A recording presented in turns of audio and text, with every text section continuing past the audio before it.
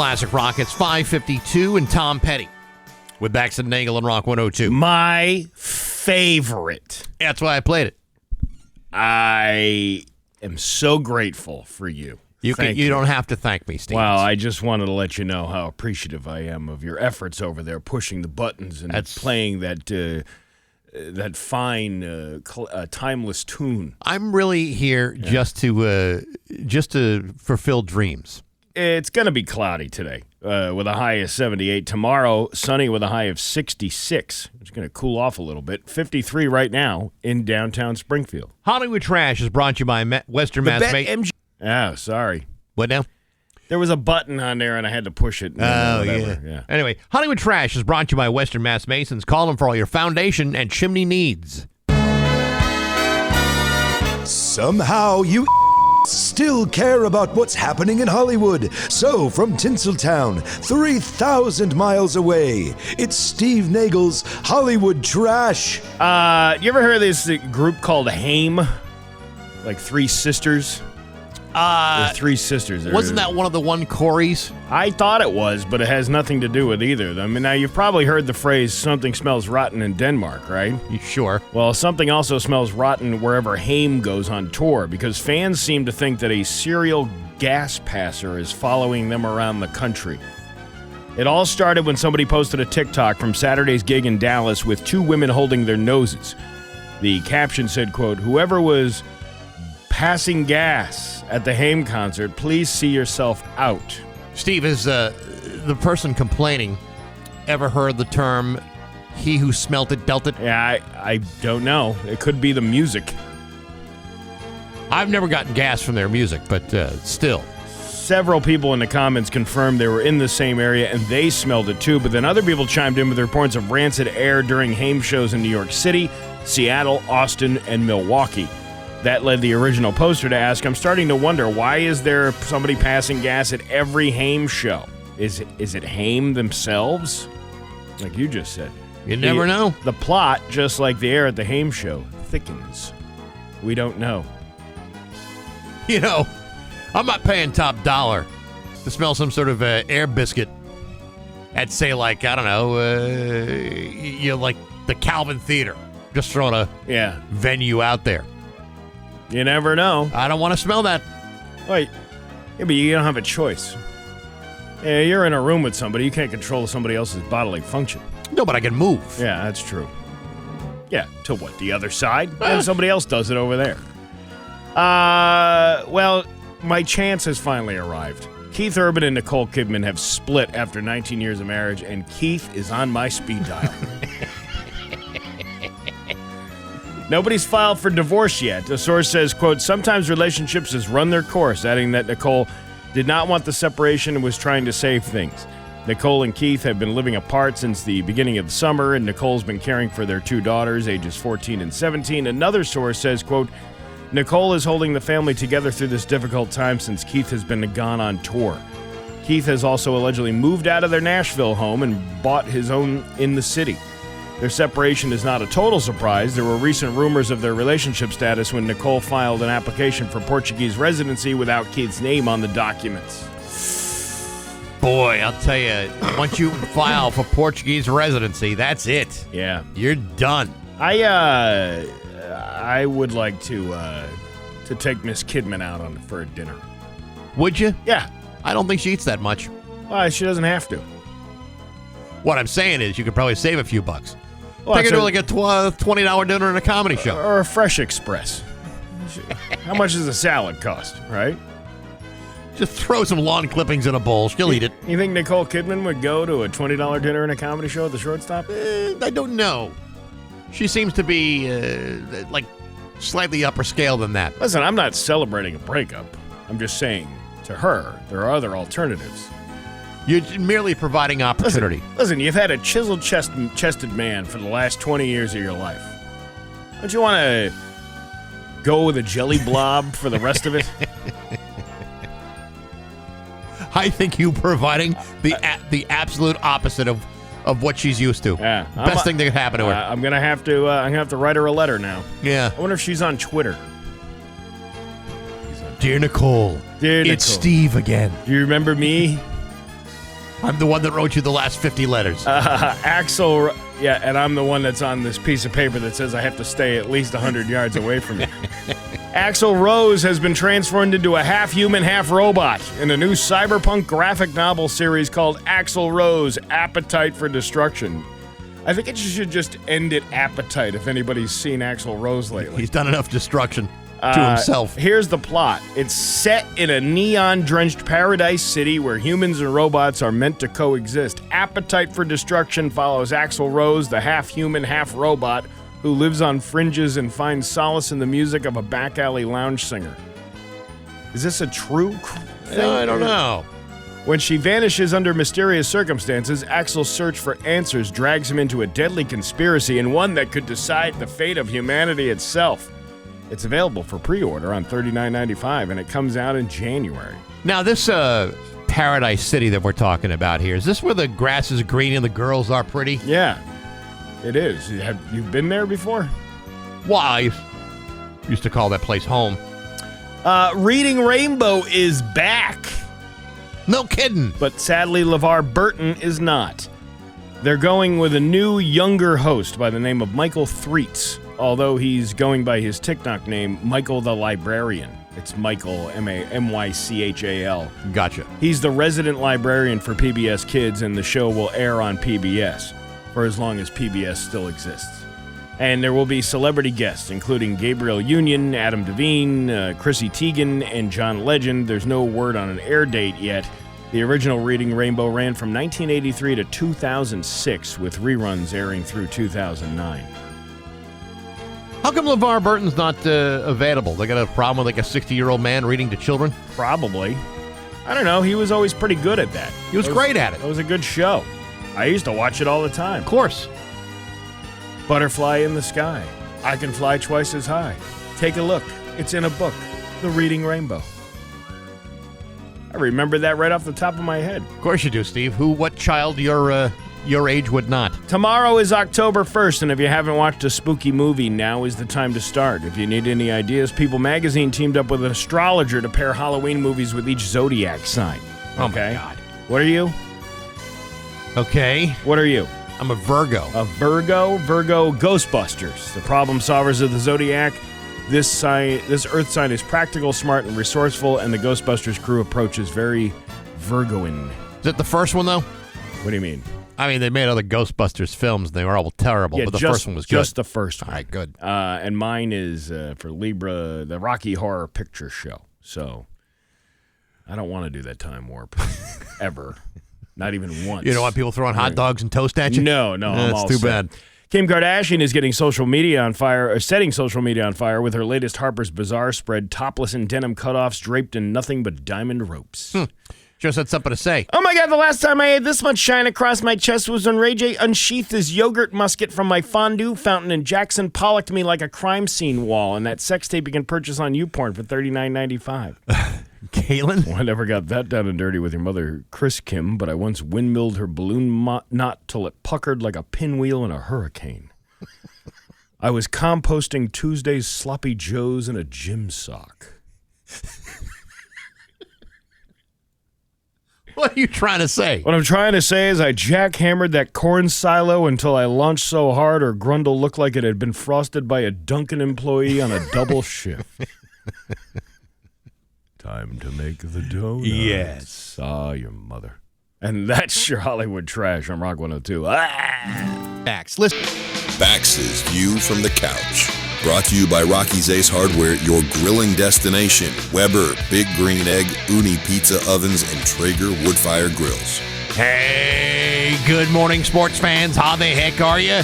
Folks, while the Red Sox are busy preparing for Game 1 of tonight's wild card series against the Yankees in New York, I'll be busy doing some arts and crafts projects around the house. Sure, I'll be watching the game as the Sox put Cy Young Award hopeful Garrett Crochet on the mound against Yankees' Max Fried, but I'll also be busy putting together my annual Major League managerial firing collage together with a couple of glue sticks, oak tag, and a fistful of glitter. Because even as we speak, the firings around Major League Baseball have already begun, and I don't want to fall too far behind. That's right, regular seasons have been over for less than 48 hours, and already teams are unloading managers like it's nobody's business. As if all these teams and their crummy win-loss records are somehow because of crummy management. So far, 3 teams are off to an early start. This includes the Minnesota Twins, firing manager Rocco Baldelli. Apparently, it's some sort of problem to have the second worst record in the American League, and apparently the only way to fix that is to fire the 2019 American League Manager of the Year. Meanwhile, the San Francisco Giants have fired manager Bob Melvin. This comes 3 months after the Giants extended his contract. And then you had the Texas Rangers, who just fired manager Bruce Bochy, the winningest active manager in baseball and the only guy to bring that team to a World Series championship in their long 53-year history. In other words, you have 3 guys fired because despite all of their previous success, they somehow forgot everything they know about baseball.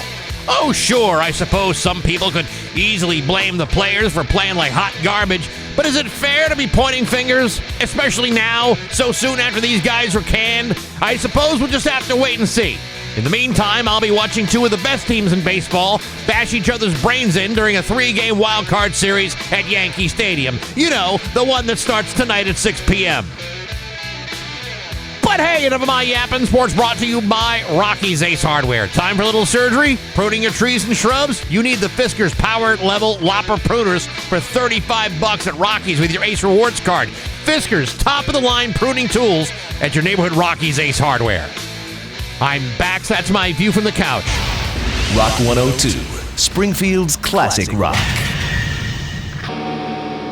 Rock 102, Springfield's classic rock. It's 6:13 and Guns N' Roses with Bax and Nagle on Rock 102. It is going to be cloudy today with a high of 78. Tomorrow, sunny with a high of 66. It's 53 right now in downtown Springfield. We got Am I the A-Hole coming up later on this morning, and a chance to win tickets to a pretty cool show at Vanish Valley on Friday. I'll tell you all the details about that later on. All right. Okay. Looking forward to that.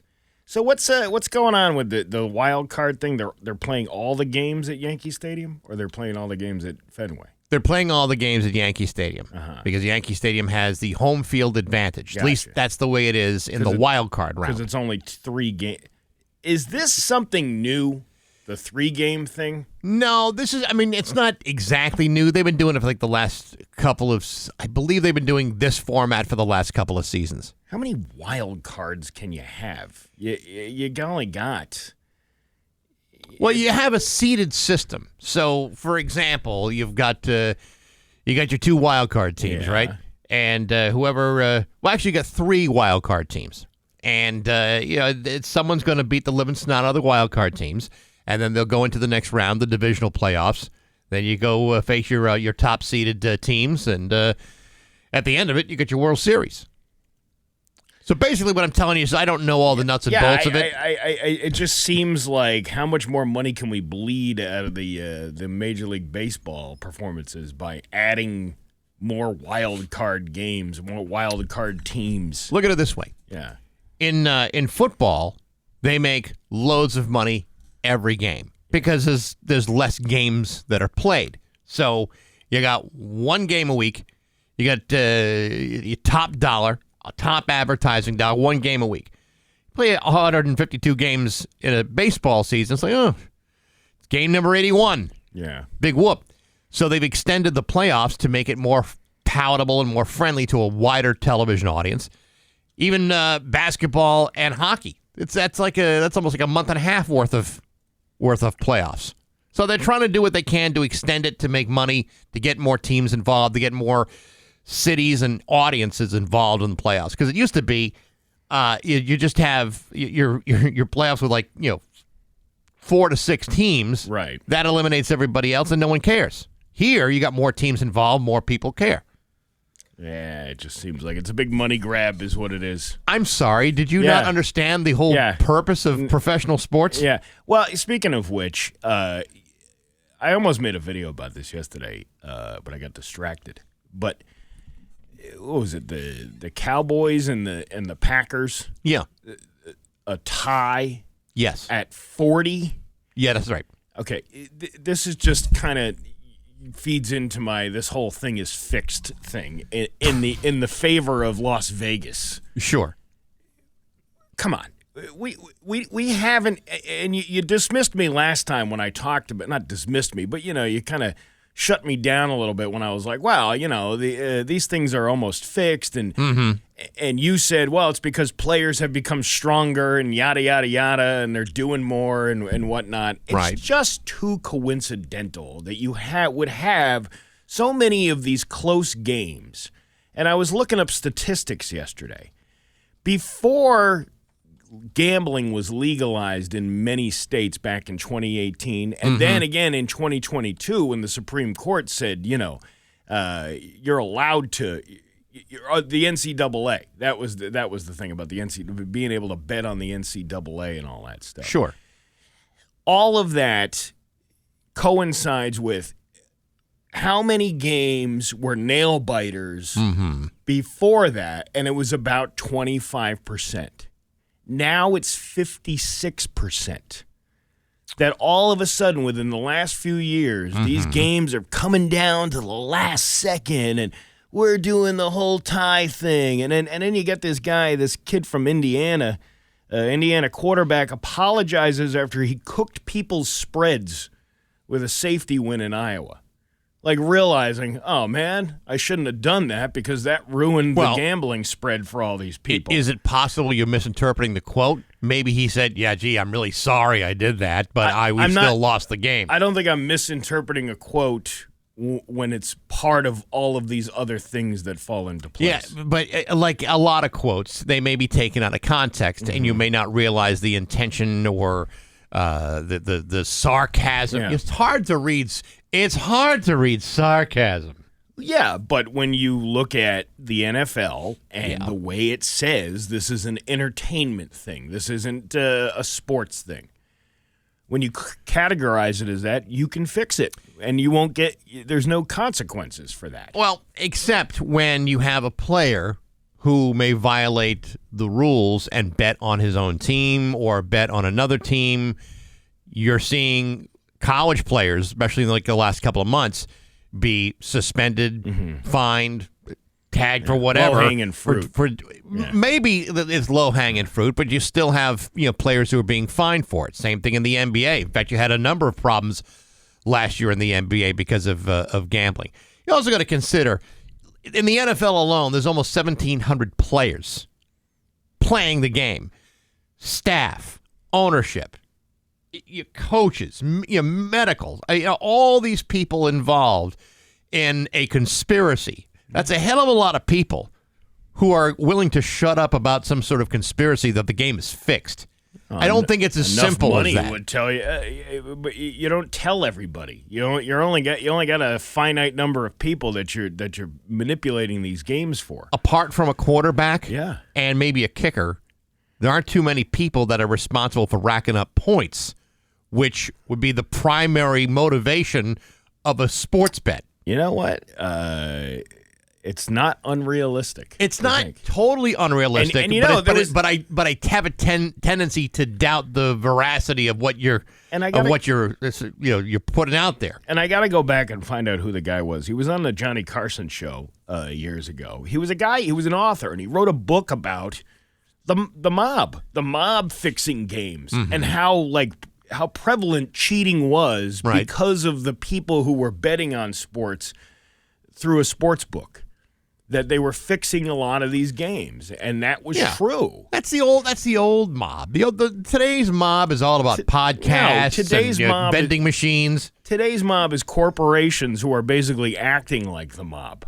They're just getting away with it because they got money to do it. I'm just saying. I'm throwing it out there. I know you. I'm not buying it. All over that. I cannot get on board that train with you. I mean, I understand what you're saying. It's too coincidental that there are so many close games. And when was the last time? Or maybe there's competitive parity, like there has been created throughout the NBA and the NFL and even Major League Baseball. There's a lot of parity now. Here's another stat for you. How many ties have there been in NFL games? How often does that happen? Very rarely, but it happens more now they changed the overtime rules. Right. This is what I'm saying though. Like this is to get a score up to 40-40. Yeah, but in a tie, I mean, I would need some sort of explanation. But in a tie, who wins that? The NFL and Las Vegas win. That's who wins that whole thing. Yeah, but in order... Because all that money, who bet on how many people bet on a tie for a game? You'd have to be a dope to do that. Right. Yeah. So who gets all the money that was bet on the two teams? Las Vegas. Yeah, okay, Las Vegas may, but then you have wins and losses in all the other games. Yeah, and those are kind of scripted the way it's supposed to go anyway. You think so? Well, it's all a big phony script. What's the difference between the WWE and the NFL? At least the WWE lets you know that it's all pure entertainment. Do they? They have over the last few years. What have they said that makes people believe that's a fake? The results are fake. What happens? It's real wrestling. It's real physical activity. Guy could break a rib or a nose or a bone or something. And it's classified as an entertainment organization. Yes. Same with the NFL. That's not enough proof for me, Steve. I'm going to need some sort of you never know, graphs or some sort of a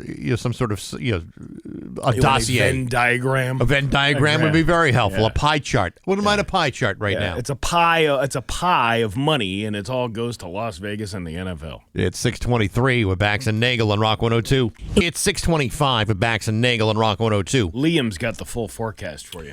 Hey, if you missed any part of today's show, make sure you're listening to the Bax and Nagle Daily Podcast. It's posted every single day after the show is over.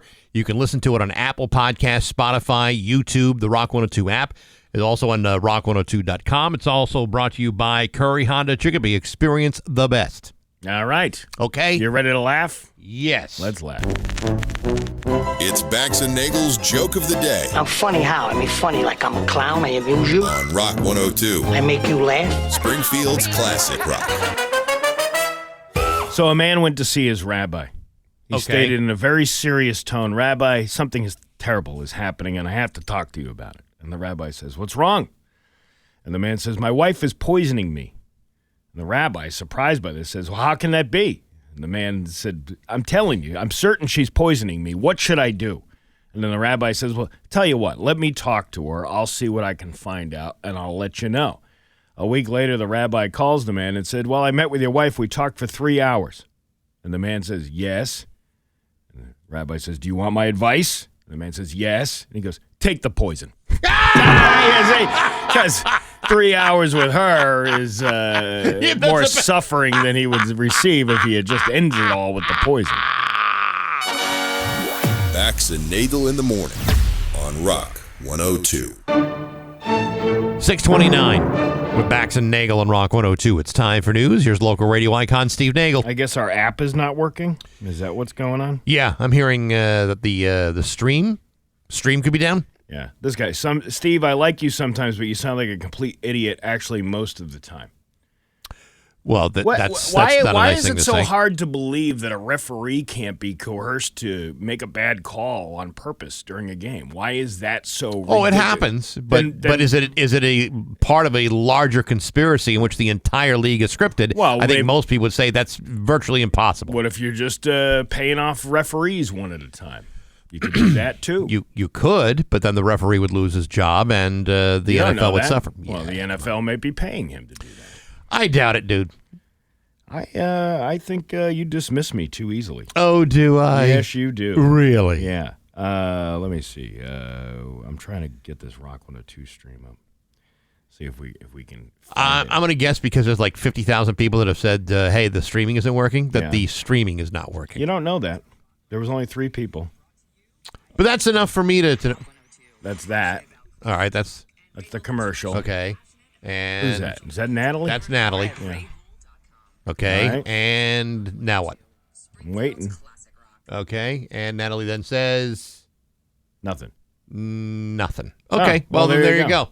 Yeah. We'll get our top men on that, I'm sure.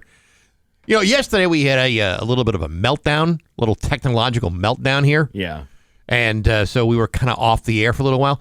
Here's a little clue. And I know that whenever we're off the air, people will contact the Route 10 Tire listener line at 413-293-1021 to tell us that we're off the air.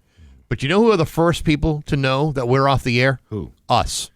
Not necessarily. Sometimes those lights don't work. We are among the very first people to know that we are no longer on the air. So Actually, you can keep your pants on, and we will find out. We had our top men working on it within seconds. I'm not so sure about that. But you're sure that the NFL is a hoax? No, I'm sure that we're not always the first ones to know that we're out. Okay, I corrected myself and say we are among the first people to know. Yeah. Well, I'm just you want to talk about hoaxes? Remember that bloody sock thing that Kurt Schilling did? That wasn't even real. Real enough to win the game. It's like the land of make-believe. Really? The trolley has gone into the tunnel, and on the other side is King Friday and his Red Sox Kurt Schilling with a fake bloody sock and an NFL script. Meow, meow, meow, meow, douchebag, meow. Meow, meow, meow. Vegas, got the fix, meow, meow. An incident was reported on Westfield Street in West Springfield Monday night, calling in over a dozen local and state police cruisers in West Springfield. The incident occurred early Monday evening and involved nearly a dozen police cars, including state police surrounding a silver truck. The 22 news crews arrived at the scene just after 6 p.m. And that's when Shiznick got real. When our news crews arrived, law enforcement and ambulances were surrounding a silver Toyota truck with a Vermont license plate. Dennis Gamelli, a witness, reported hearing a screeching noise and a smash. And a large metal galunk. Yeah. We come running out, and the cops were coming around the corner, and they followed the Toyota right up there. Kay Barbara, another witness, described seeing two individuals get out of the truck and take off on foot. They just ended up T-boning him. Two passengers, a passenger and a driver, got out, started running through the backyard, and they ended up catching him. The West Springfield police have been contacted for more information regarding the incident, but no response has yet been received. Further details and updates will be provided as they become available. No, they will not. Because they never, ever do. That's not even a story. That's just a what we saw thing. And you know what? That drives me crazy because what we saw is not news. Like you're who, what, when, where, and why. Those are the pillars of basic journalism. Like, why bother even doing the story? Because they're if working you just for want you. to say, hey, we saw like a dozen police cars. Because it sounds like you're on a community forum. Does anybody know what's going on Westfield Street? I see about a dozen police cars. They're doing this because they're working for you, and that should be obvious. If we were in charge, this is probably the best we get out of them. I guess so, but it just seems like, oh, here's the camera. Here's 12 police cars. There's caution tape. Oh, my God, something is happening. What? I don't know. The police won't say. Did you even bother to ask the police what's going on? Do you have Ryan Walsh on speed dial? I mean, I realize it's another town, but I mean, you must have some contacts in other police departments, don't you? Maybe. Or should you maybe establish those relationships? Yeah, I don't know. Who knows? I mean, West Springfield's always been pretty tight-lipped anyway. Well, why even bother reporting on the story if you don't have any detail? Like, not even like, I saw this guy steal that car. Or, you know what I mean? At least a witness would have information to it. This is just, oh, my God, that car just crashed on the front lawn, and then they got out and ran. If you have any information on suspicious activity at a store in the Riverdale shops, please contact police. You see goofy stuff at the Riverdale shops all the time. Yeah, it's like a breeding ground for weird behavior. The parking lot and entrance to the walking track at Blunt Park in Springfield is closed to the public. The 1535 Roosevelt Avenue lot will remain closed until further notice while construction workers renovate the parking lot and make improvements to recreational amenities. The main entrance at 1800 Roosevelt Avenue, right next to Central, will remain open for use. The project is expected to be completed by June of 2026.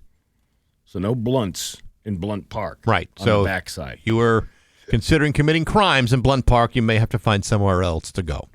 A threat against Holyoke High School last week lingered into Monday morning as students faced backpack searches as well as metal detectors at the door before heading to homeroom.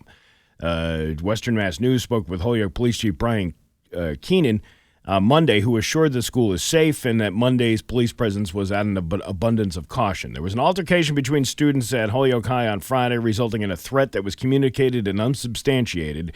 It was thoroughly investigated by Holyoke Police Departments and the school department, and we found no risk to the student or school. As with the younger generation today in social media conversations of the nature, we take things very seriously. We'd rather have an abundance of caution in any situation like this.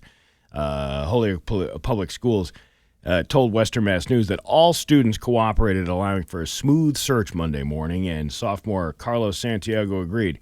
Yeah, they give you your backpack, and they just really want to search you real quick. It's no big deal.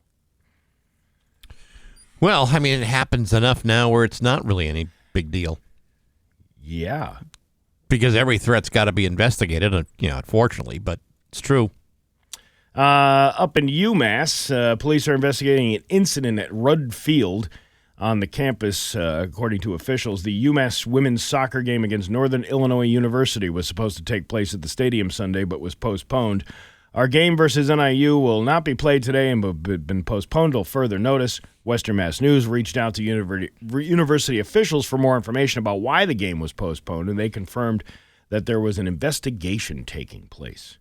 The UMass Police Department is investigating reports of an isolated incident at Rudd Field on Sunday. While details about the incident have not yet been released, we're told no injuries occurred and there were no threats to campus. So what happened?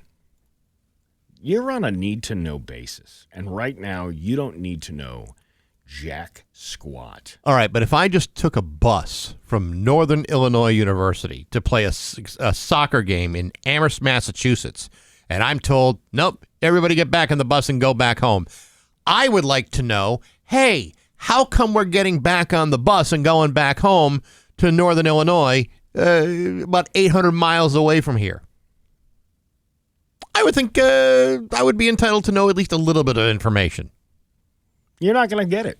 This is the vague newscast we're getting. Maybe. Man, you couldn't ask for less details. Spirit Airlines announced Monday that it will cease operations at Bradley International Airport as part of its ongoing restructuring efforts. The low-cost carrier will end service at Windsor Locks on October 31st. Spirit also plans to discontinue flights at Minneapolis-St. Paul International Airport starting on December 1st. In a statement, the airline said the decision allows it to focus its resources on its strongest performing markets. Where the hell would that be? Sandusky, Ohio? I don't know. Where do people on Spirit fly to? Where does Spirit operate functionally in this country? The company also noted it does not anticipate any additional airport exits in the near future, though it routinely evaluates and adjusts its network. Passengers with bookings scheduled after the service end dates are encouraged to check their email or contact the airline directly for assistance. Spirit has offered year-round or seasonal flights from Bradley to several popular destinations, including Fort Lauderdale, Myrtle Beach, Detroit, Nashville, and Orlando. That Detroit, that's going to take that's a hub. hit. That's a hub city. However, officials at Bradley say travelers won't lose access to those routes. Other airlines here at the airport already fly to those destinations, so there'll be no loss of nonstop routes for passengers from BDL. You ever been on like an Expedia or an Orbitz, just trying to look up a flight, and they throw up all these Spirit airline flights? I thought, ooh, it's so cheap, and then you realize, oh my God, it's Spirit. I will bypass that and take the next most expensive one. Well, I mean, it's like riding a Greyhound bus. You know what I mean? Yeah. A Greyhound, that's like the lowest of the low. You want a decent ride, you get on a Peter Pan or one of the mega buses. Oh, they treat you like a king on those buses. But the Greyhound? Yeah, I know. Leave the driving to them? Are you serious? Whenever I think of budget airlines, I always think back when People's Express was still in operation. Oh, yeah, People's Express. Did you ever fly People's Express? No. They did the craziest thing that I've ever seen, and it's never been duplicated and never been done before, and probably for very good reason. If you booked a flight on People's Express, do you know how you paid for that? Much like you would pay the fare on a train. You'd pay on the plane with a cash register coming up and down the aisle. That's not a bad idea. No, I think it's a terrible idea because you have to believe there's plenty of people on the plane that didn't have the money to begin with and therefore made the flight without paying. You think there was that many stowaways on the plane? The reason why it was so popular is because people were cheap. Because airline flights were expensive. Yeah, but wouldn't you kick the person off as soon as they got on and they didn't have the money? Or you would start collecting? Sometimes they start collecting as you were either taxiing or up in the air already. Then that's a bad business model. Trust me. Listen. It was a bad business model. I can see you getting on the plane. The guy's like, all right, $300. You want me to take you to San Francisco? $300. Yeah. And you hand a guy $300 and you, all right, go sit down.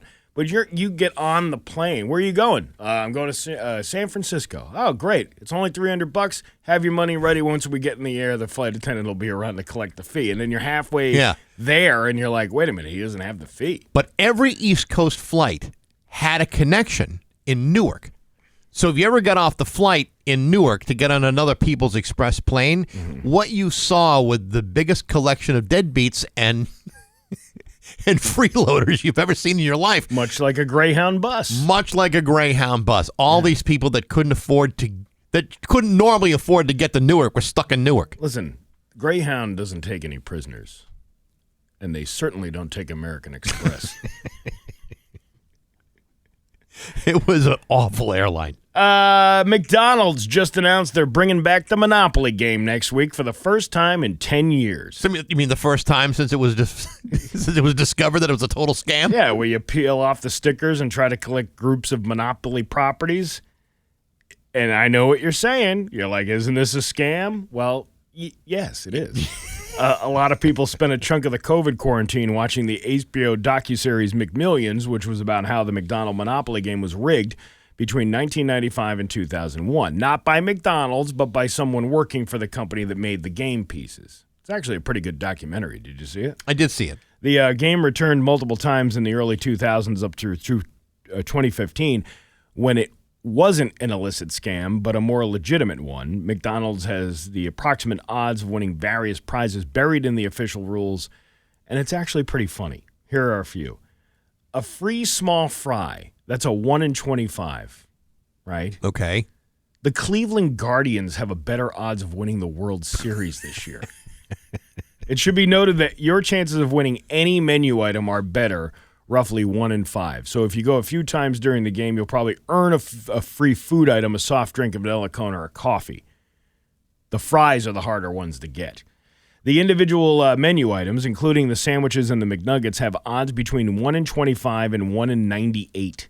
The longest odds are actually for 2 chocolate chip cookies or a mini McFlurry. You can also win My McDonald's Rewards points. You have 1 in 133 odds of scoring a 1,500-point prize, which is worth roughly about $2.50, all the way up into a 1 in 1,591 chance of winning 6,000 points, which is worth about $10. Okay. This time around, you'll have to have the McDonald's app and enroll in the loyalty program to play. You can earn physical and digital stickers, but even the physical ones need to be scanned into the app after peeling them. This is where things get really absurd, okay? Okay. 1 in 59 million, an Auto Technica turntable bundle worth $500. Audio Technica. Mm-hmm. 1 in 153 million will win a 77-inch Samsung TV from Best Buy worth $3,700. 1 in 2.6 billion will win a $10,000 Lowe's shopping spree. 1 in 3 billion, a VIP trip for 4 to the Kennedy Space Center worth $10,000. 1 in 4 billion for a trip to Universal Orlando. 1 in 6 billion, a Winnebago. 1 in 11 billion, a Polaris vehicle worth more than $30,000, like a ATV or something like that. Right. 1 in 13 billion, 1 million American airline miles, which is worth about $25,000. And 1 in 13 billion, a 2026 Jeep Grand Cherokee worth $52,000. 1 in 60 billion is a vacation for 4 to places like Paris, London, Tokyo, Barcelona, or Amari. It's worth $50,000. Not clear why these odds are so much crazier than the RV. Not really sure. Wouldn't the RV be a more expensive thing to give away than the trip to... Theoretically. There are also dozens of long-shot instant prizes available in the app. They range from $20 gift cards to Uber Eats and Ulta Beauty to $1 million in cash. They say there are tens of thousands of cheaper gift cards available, but there's only one $1 million cash jackpot. They don't list the odds for these since these instant prizes aren't part of the game.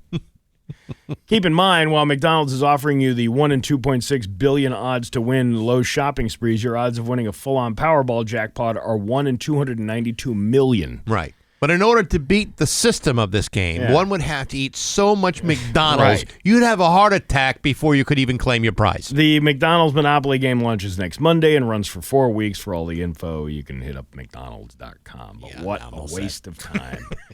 Your Pioneer Valley forecast today is going to be cloudy with a high of 79. Tomorrow, sunny with a high of 66. It is 53 right now in downtown Springfield. I'm Steve Nagle, and that's the news on Rock 102. Oh, yeah. Hi, it's Hank. Rock 102, Springfield's Classic Rock at 6:52.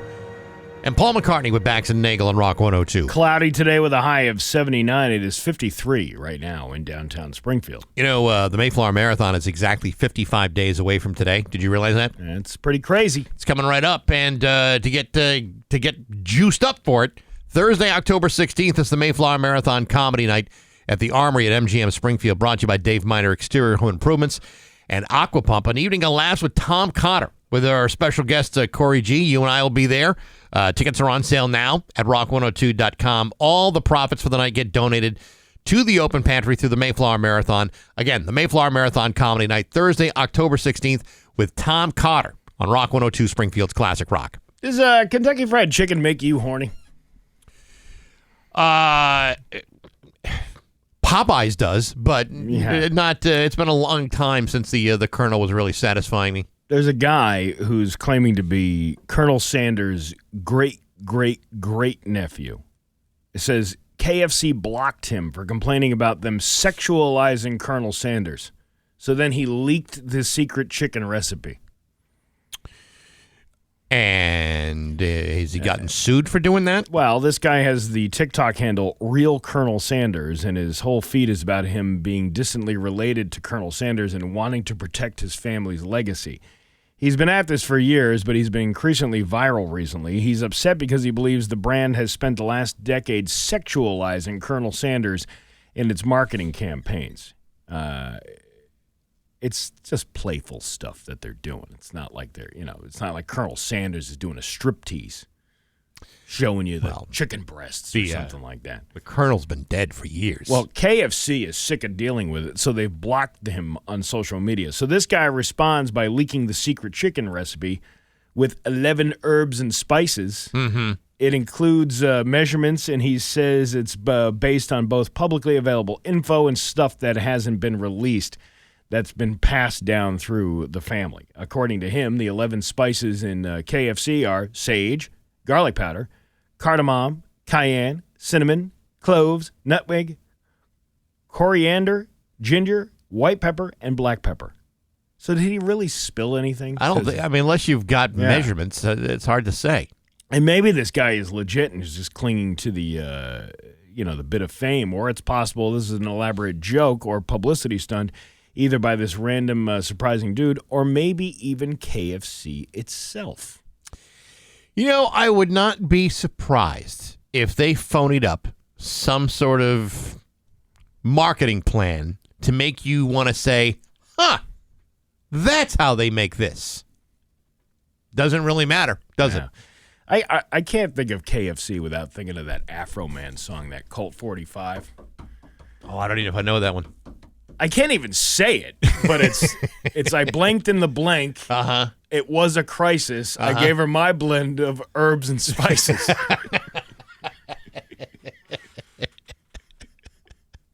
Go 45 and do zigzag.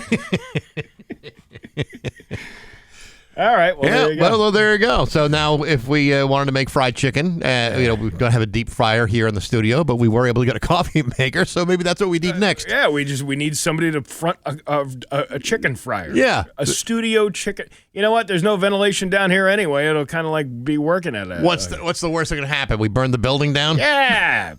Big whoop. We got insurance. That's why we pay the premium. That's right. It's 6:57 at Rock 102.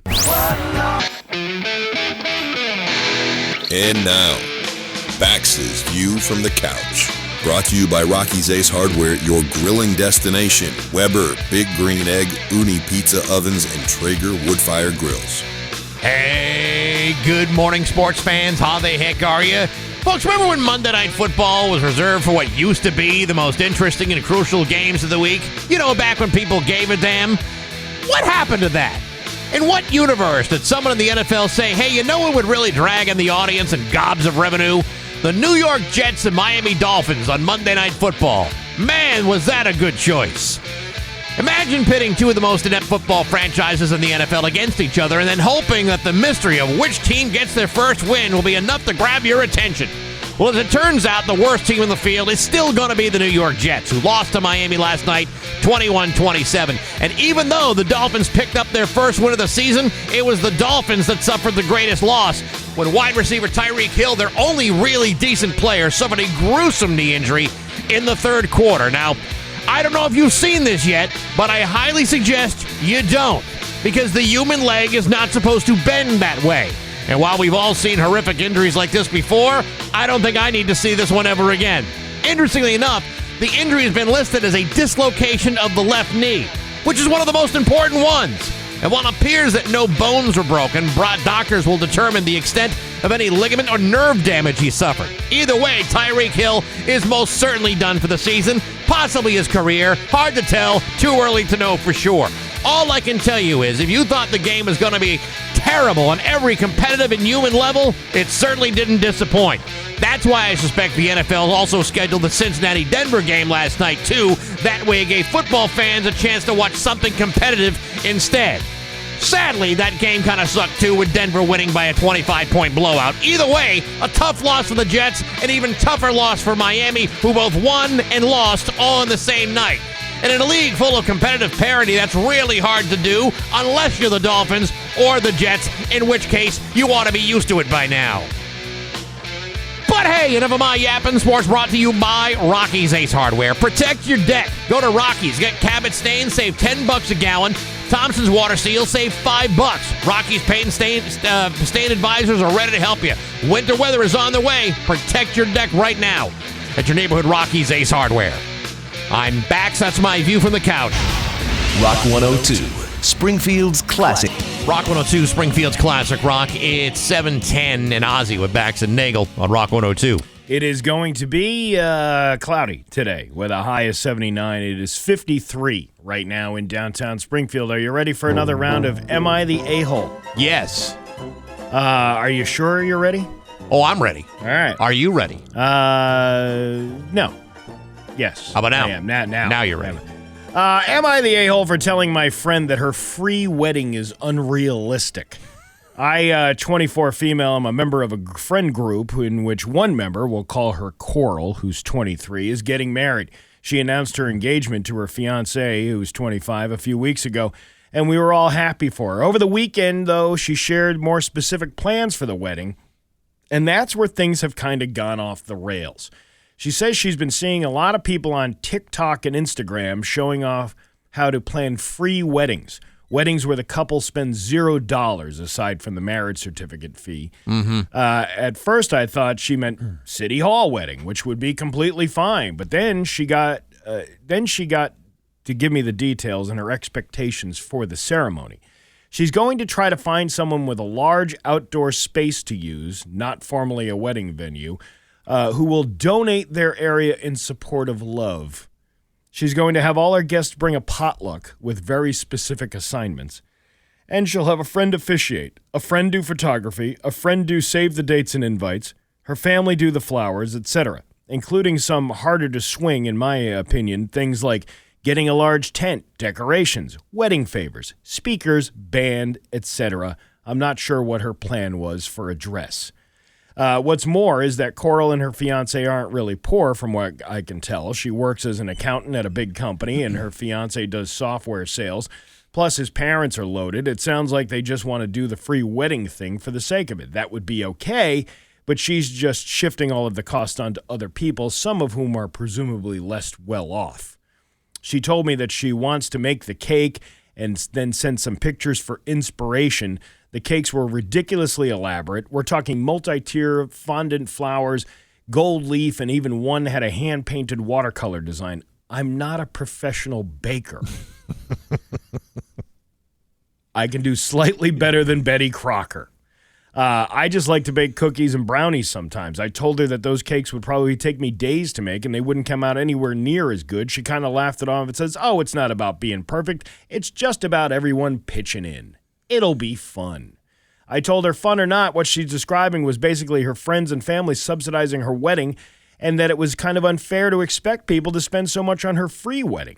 Or else she was expecting everyone to show up with a lackluster event and just pretend it was amazing. It's like a group project that nobody wants to be a part of. Because we already graduated and moved on from all that, so we don't need the credit. She does graduate a year later than the rest of us. I said if she wants a free wedding, she should probably just elope or go to City Hall because this isn't really free. It's just for her. She's very upset now. I got a text from a friend saying that I had really hurt her feelings, and even if the plans were unrealistic, I should just let Coral come to that conclusion on her own. No, a good friend would be telling her, you're being unrealistic.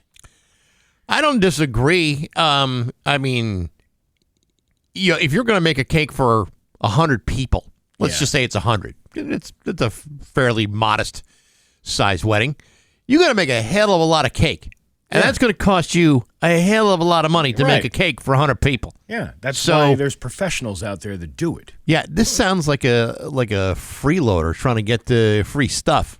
Somebody points out that she's in for a rude awakening the first time she asks for a free party tent from someone. Oh yeah, that's never going to happen. Hey, can I get a free rental?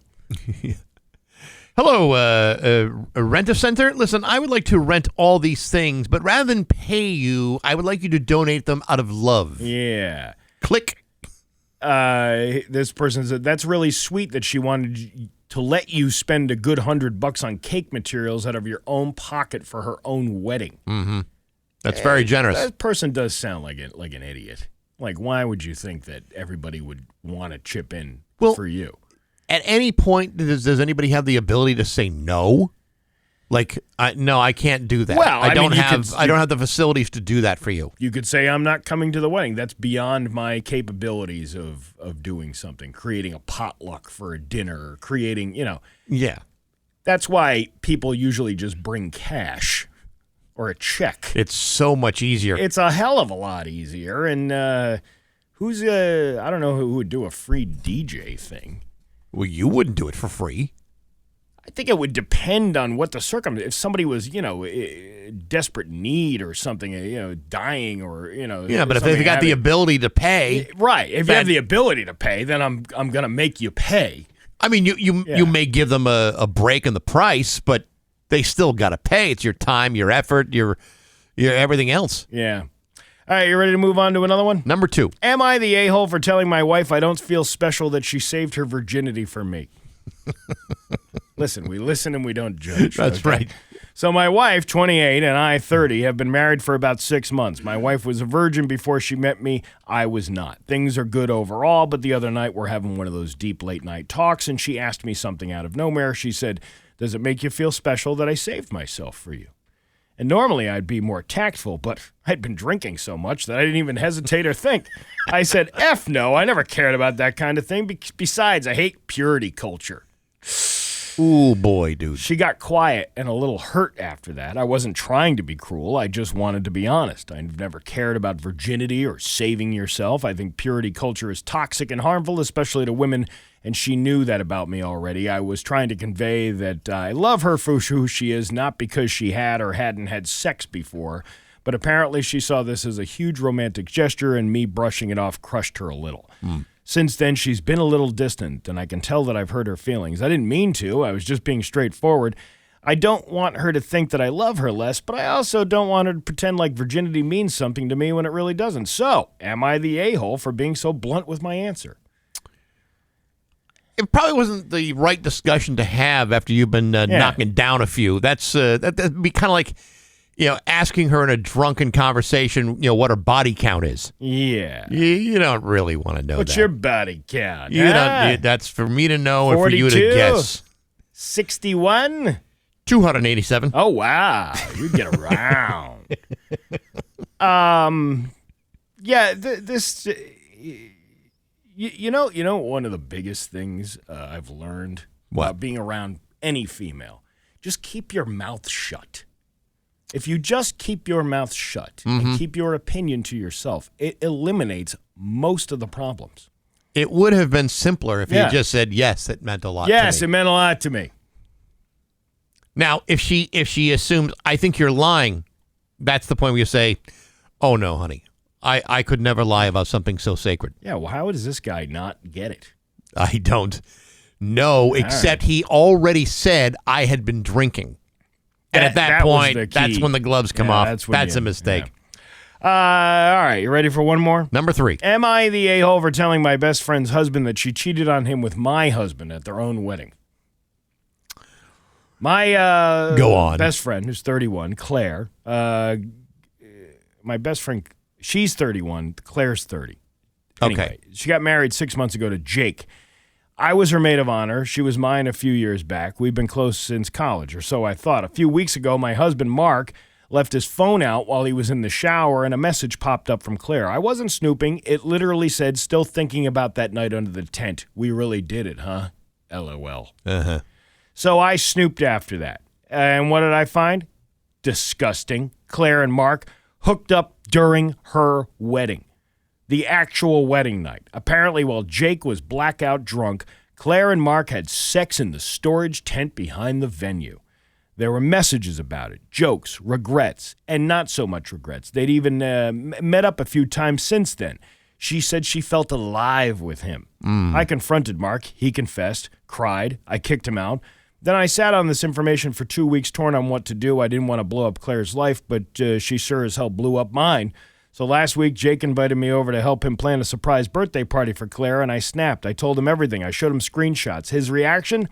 Dead silence. Then he just said, thanks for telling me, please leave. 2 days later, Jake files for divorce. Claire's now blowing up my phone, saying I ruined her life, that I'm a vindictive bitch, and that I only told him because I couldn't keep my man either. Our friend group is split. Some say I did the right thing, and others say I should have stayed out of it, and I only made things worse. So am I the a-hole for blowing up my best friend's marriage because she blew up mine? It sounds like you're all terrible people.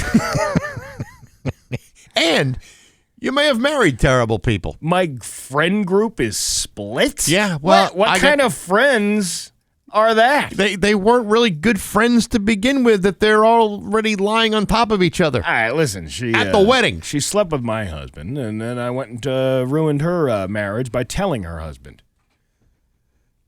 My friends are split on that. Yeah, we're all so divided. Oh, man, how could you tell her? How can we save these friendships? How could you not be more self-aware, knowing that you would hurt somebody by outing your husband who is banging another man's wife? Listen, I don't mean to ruin your life, but wow. Here's what I know. Here's what I know. Somebody on the Route 10 Tire listener, someone that sounds more ridiculous than you, Steve. There you go. That's Am I the A-hole? It's 7:21 on Rock 102. Springfield's Classic Rock at 7:27 with Bax and Nagle on Rock 102.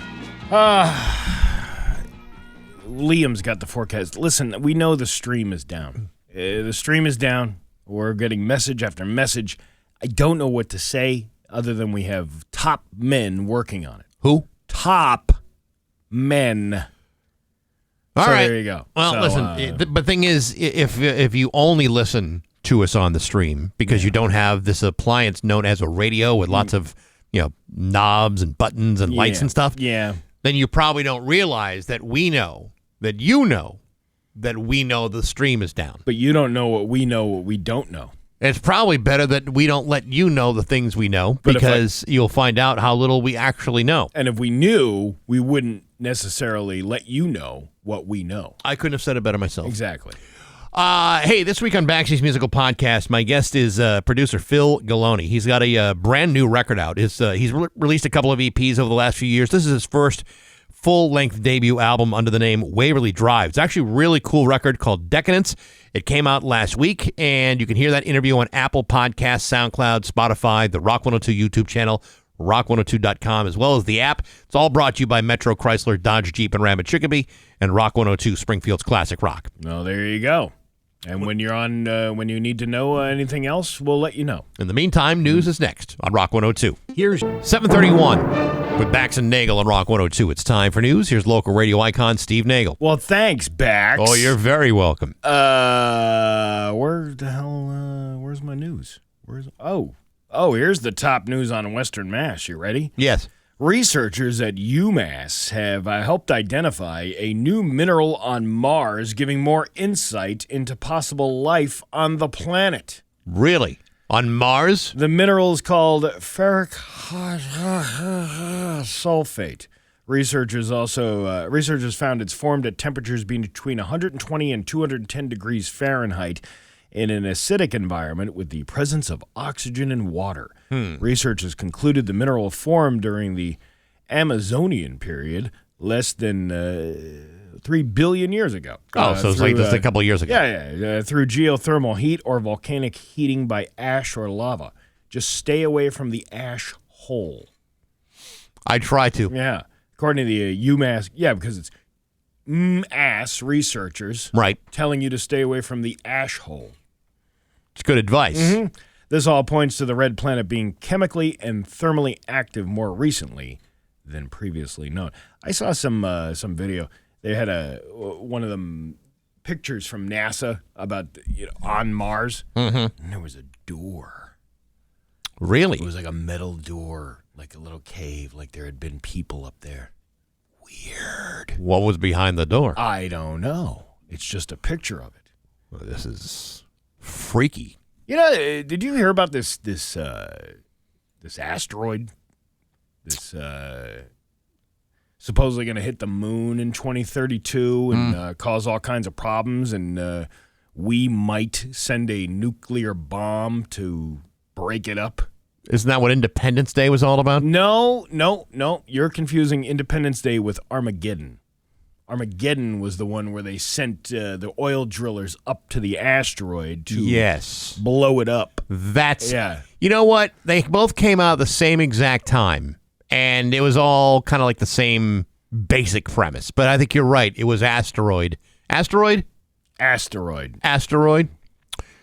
Well, listen, I don't know if we've got the ability to shoot an asteroid right out of space, but man, can you imagine the mess that's going to cause? Well, I mean, nobody really knows what the effects will be.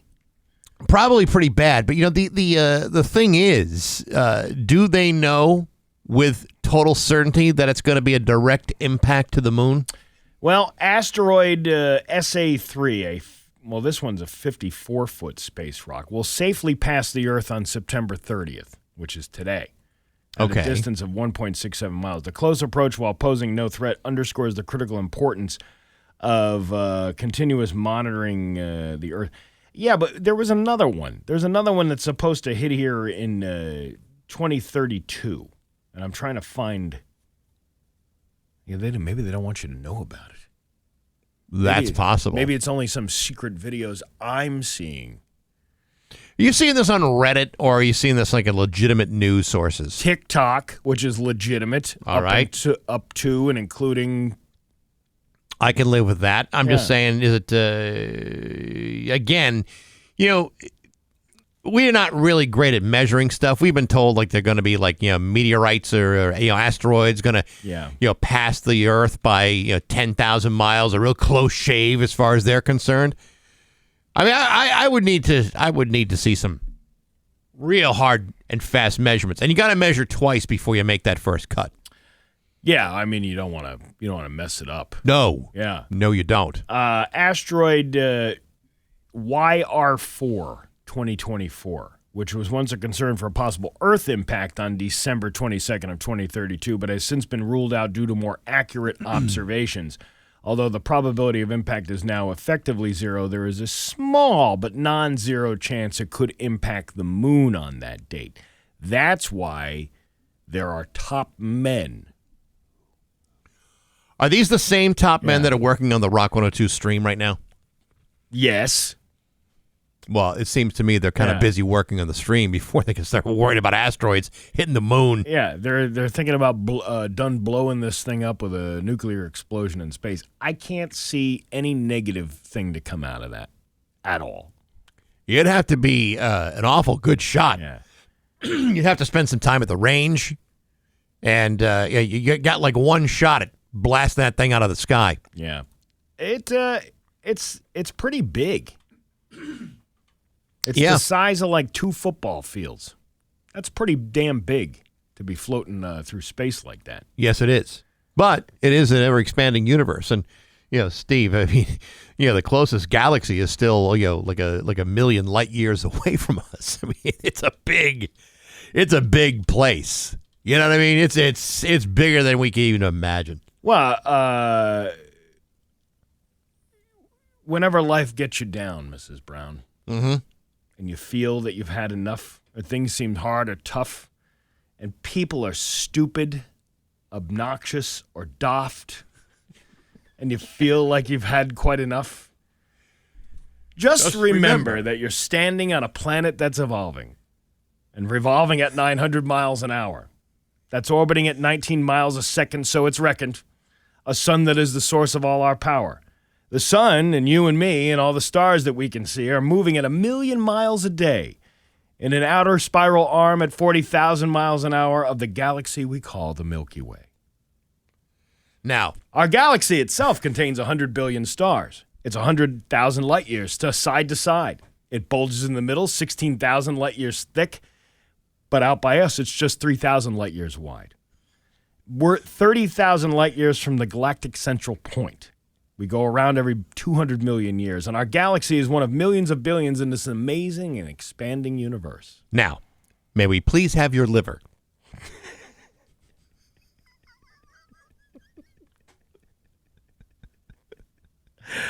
I forgot about that. Well, that's the whole premise. Right. I mean, you're selfishly holding on to your liver because you're still using it. Right. Then that's when Eric Idle pops out of the fridge. Yeah. Well, there's isn't that what usually happens during a procedure like that? I have been waiting for him to get into my appliances forever. Yeah.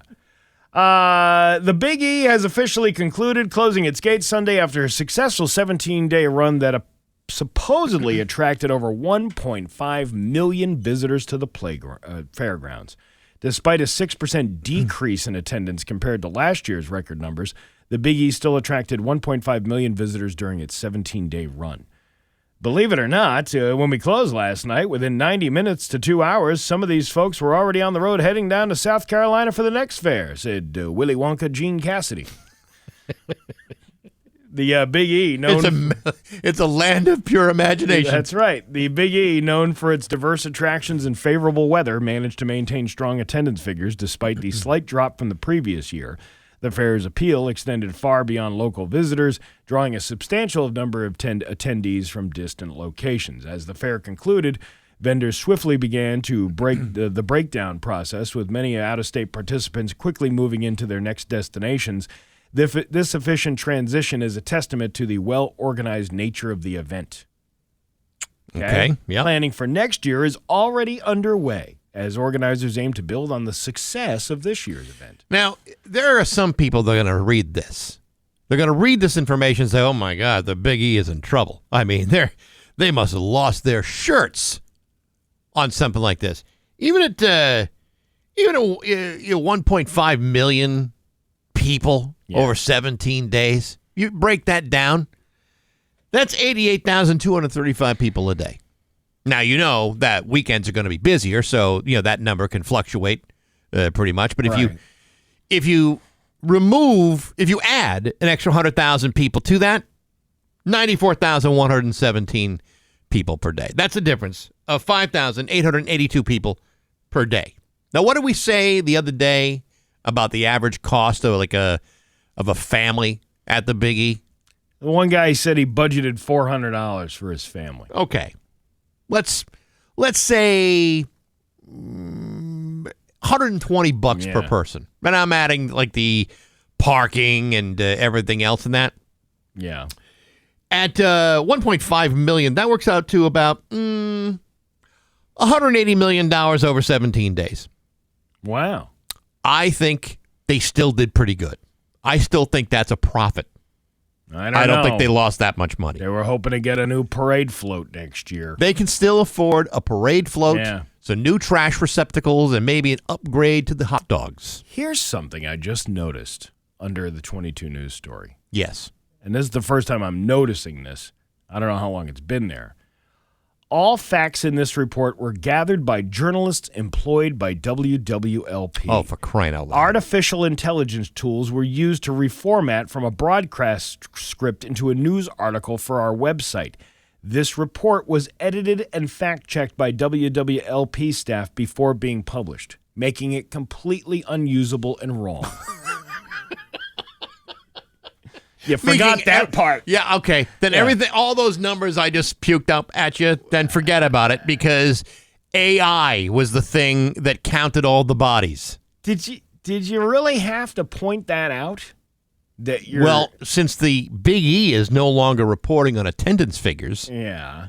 if that's the only way you can figure it out, that's probably a pretty inaccurate way of coming up with a number, don't you think? Yeah. Because what are they basing it on? Yeah, this is There's absolutely no basis in fact in that at all. This is yeah, right. There's no hard numbers. It was just a hearsay thing at the end of that. Yeah. The 1.5 million. So how do you know it was only? How do you know that it was down by 100,000 people? Because Gene Willy Wonka Cassidy said so. Gene Cassidy probably didn't say so. Yeah. And 22 News took that as let's plug that into Chat GPT and see what it comes up with. Gene, how many people came up? Lots and lots and lots and lots and lots and lots and lots and lots and lots. And how much money did they spend, Gene? An awful lot. Lots and lots and lots and lots and lots and lots and lots and lots. Now, I do believe that the idea of overcrowding and the approximate cost probably did affect the amount of people that went there this year. Yeah. But I'm pretty sure they still made money. And I'm pretty sure that these numbers reported on by local news sources is bogus. You never know. I would say I would use a different word if we didn't have licenses regulated by the U.S. government, because I had other words I would prefer to use than bogus. Really? Yes. Well, I don't know. Anything that comes out of 22, I automatically believe to be truth. Normally I would too, because they're working for you. But in this case, the only thing that's working for them is their Chat GPT. Yeah, I want the real journalist back on 22. Who do you want? Kelly Reardon. Oh, yeah. She But was she's always- weather though. Yeah, she's weather. that was factual though. It was the most factual weather I ever I don't heard. think she was making it up. Wow. Everything about her is 100% real. What about what's her name?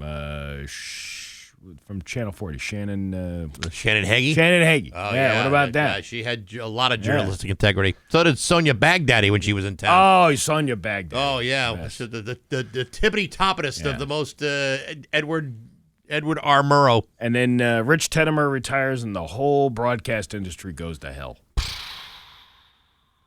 Well, I told you that once he walked off the door, once he walked off the set and into retirement, the dean of Western Mass News, of Western Massachusetts television news, is Brian Lapis. Or Chris Paisano. No, Lapis has been there longer Really? than Pisano. Oh, yes. By a good decade or so. What about Adam Stremko? I think Stremko came after Brian. That means two things. I don't know if it does mean two things, but I think when you You're look at Western Mass television, the dean is now Brian Lapis. Are you feeling good about that right now? You're right. Does that make you comfortable? Stremko did come behind Lapis. What I mean to say is that he was hired after Brian. Yeah.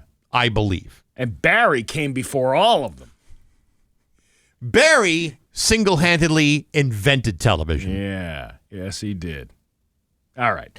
You're a pioneer. He can put a television together just using his feet. That's how talented Barry is. He's like the MacGyver of news anchors. He sure is. Yeah. Hang gliding from story to story. Take one of them kid reporters' braces off and use it as an antenna, like a little wire bomb. Barry climbing up towers. Yeah.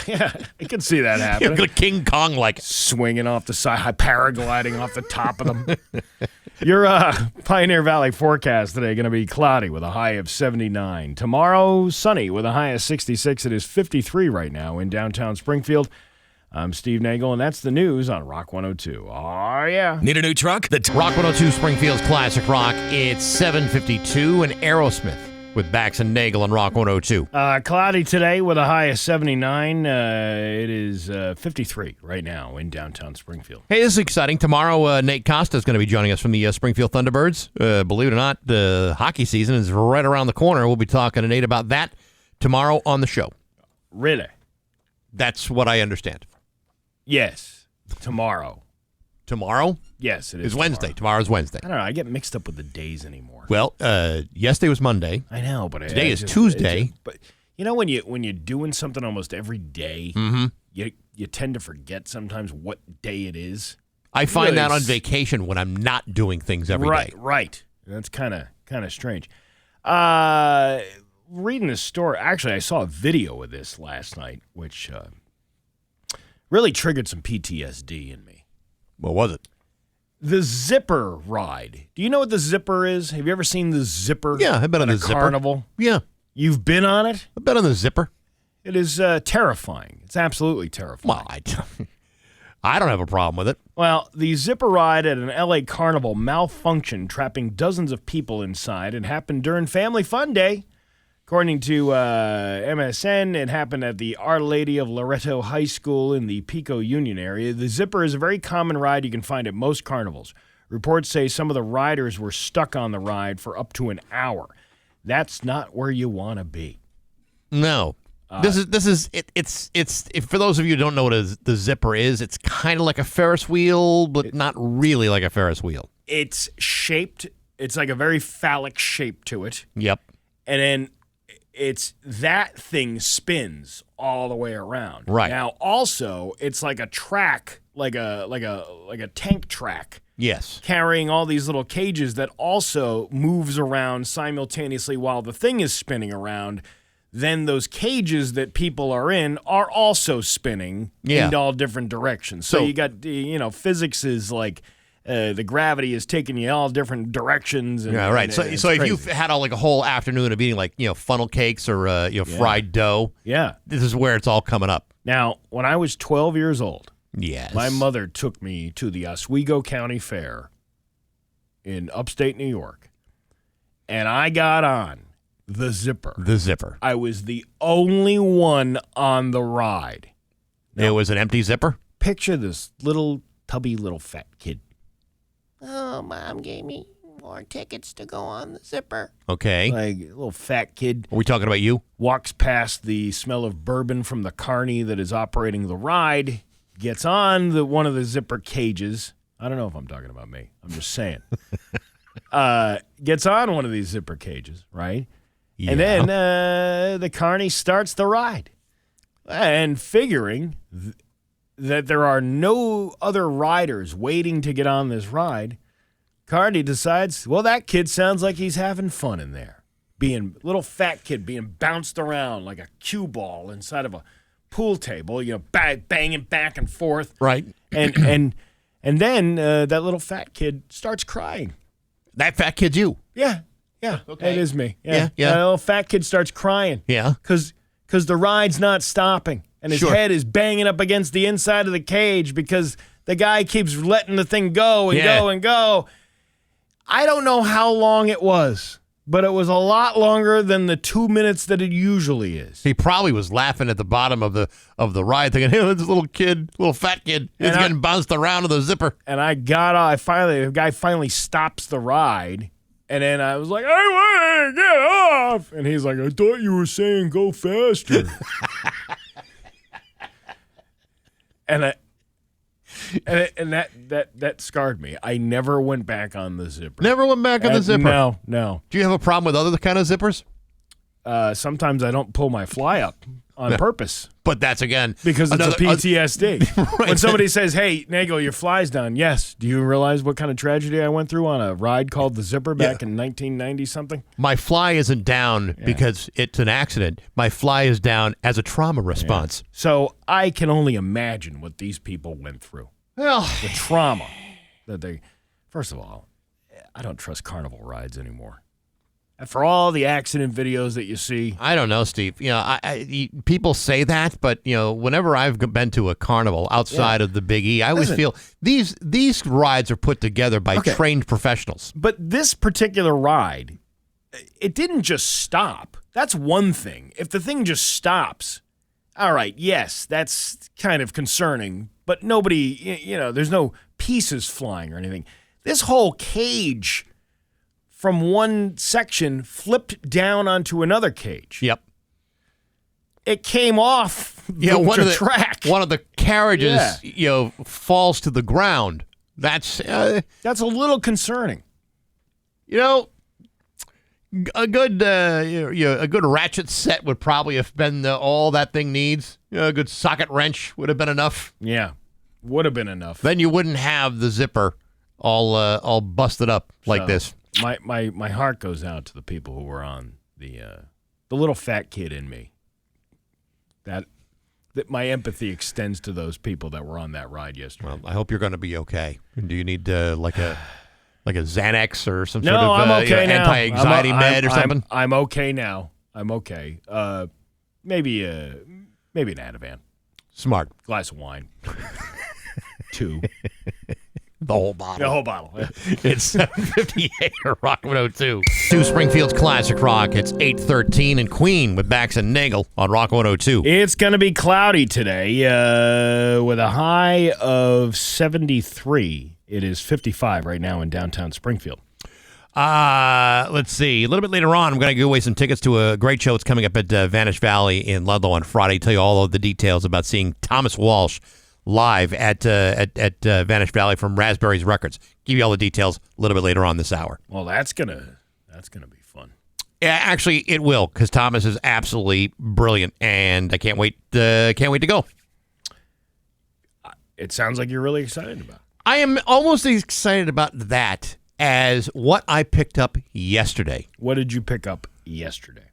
Been a couple of years since I've had a chance to do this, but yesterday I picked up a big giant jug of Go Lightly. Oh, look at you with the colonoscopy. It's time. It's time. It's next week, next Thursday.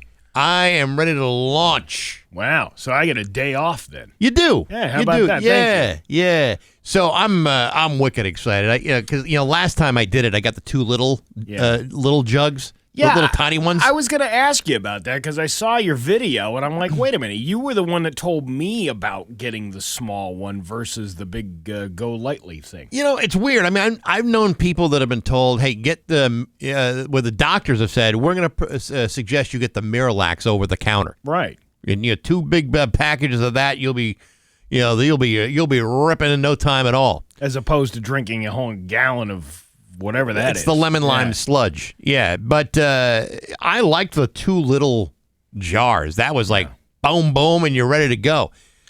The first time I did the colonoscopy, you got to drink like 8 ounces of this stuff, like every 15 minutes until the eagle lands, and then you keep going until you're all clean as a whistle.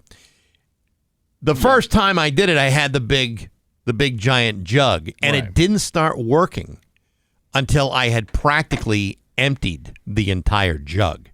13 cups of it. Yeah. And it didn't start yet. And I was told... You were done backed up. I was told, 6 or 7.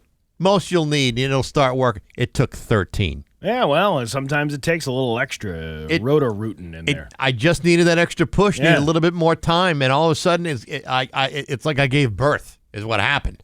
But it's like, apparently, it works differently for different people. And I don't know why it just seems to be this random choice.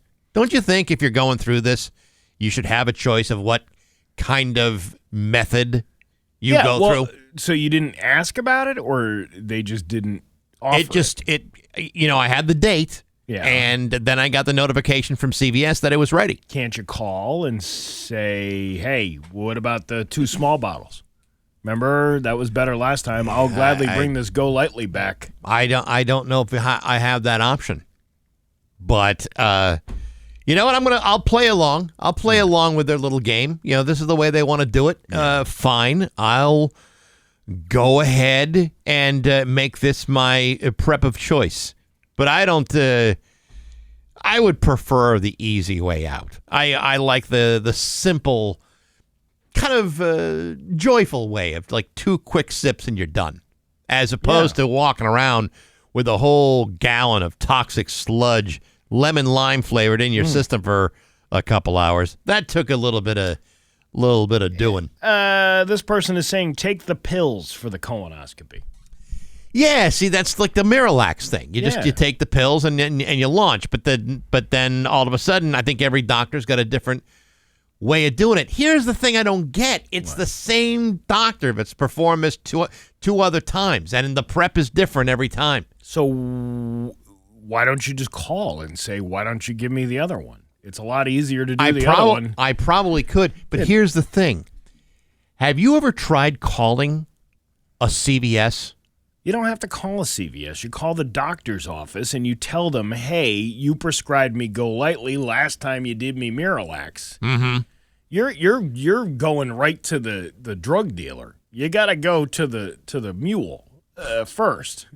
I don't know if I want to. I don't know if I want to go that far down in the colonoscopy cartel to get a little bit of satisfaction here. But my point is, have you ever tried calling a CVS? No, I just walk in there. Yeah. Yeah. If you walk in there like God sent you, they'll talk to you. My point is, you can't call a CVS. I mean, you can call them. Yeah. But you're never, ever, ever going to get around the system to talk to a real live human being if you're trying to get some sort of satisfaction from the pharmacy. It's nearly impossible. I don't typically call some place that's close by. You know, yeah, but there are like, you know what I mean. If it's on my way to go to the either on my way home, I can always stop at the CVS and have a consult. Understood. Yeah. And I get that. And I drive past the CVS every single day. But there are times when, you know, I'm not really that close by, and to thinking wrongly that it would just be simple to pick up the phone and call somebody, call a pharmacist and say, hey, I got a question about this order. You can't talk to a human being. It's crazy. Yeah. It's absolutely insane. And now when you go into a CVS, you don't just stand the line and talk to a human being. Now you got to type in all your information. So now they've complicated it more, where you got all these people counting the pills with the butter knives. But now there's a electronic interface. It's like they're trying to eliminate as many human interactions as is humanly possible at a time when sometimes you need a little bit of human interaction. No, I don't think they don't have enough people to do that. They don't have enough money. You know how much all this stuff costs, Bax? You think money just grows on trees? They can hire people to interact with other human beings? No, I understand that, but it's. I mean, it is. Now, was the Go Lightly free? Did you have to pay a copay for the Go Lightly? Yeah, it was a small copay for that. Like, how much is it for the? I can't remember if I don't think I paid for mine. I think mine was covered. I'm trying to remember. I'd have to look at the receipt. I just shoved it in my pocket because I mean, there were other things I had to pick up. It wasn't the only thing I grabbed. But I don't know what your health insurance is like, but are these covered? They are covered. Yeah, unless they find a polyp in you. Right. And then it becomes a surgical procedure, and then it is reclassified, and you will then have to pay a copay. Which is terrible, because you've just if it's a polyp, that's like the one thing you don't want. Yeah. So so you get bad news, right? Mm-hmm. Then you pay. Yeah. And if it's a polyp and it's a bad one, you got to pay even more. Whole system's blown to hell. Somebody says you're absolutely right about calling CVS. I'm telling you, it is the most frustrating thing. Oftentimes, if you have to make like a call and you got to go through like the phone system of anybody. It could be anything. At some point, you can eventually get to a human being to ask an actual question, as opposed to, press 1 if, or press 2 for this answer or 3 for that answer. You never get anywhere. But if you actually have to talk to somebody, CVS has made it virtually impossible for you to actually get to that point where a human being can answer your simple question. As soon as I was thinking it, a text came across. Why are you not going to Costco? Or why are you not going to another pharmacy since you've had a lot of problems with CVS over the years? Because I've been to the others, and believe it or not, you don't think? I bet you none get of them a are hold all of that much better. I bet you could get a hold of somebody at a Costco.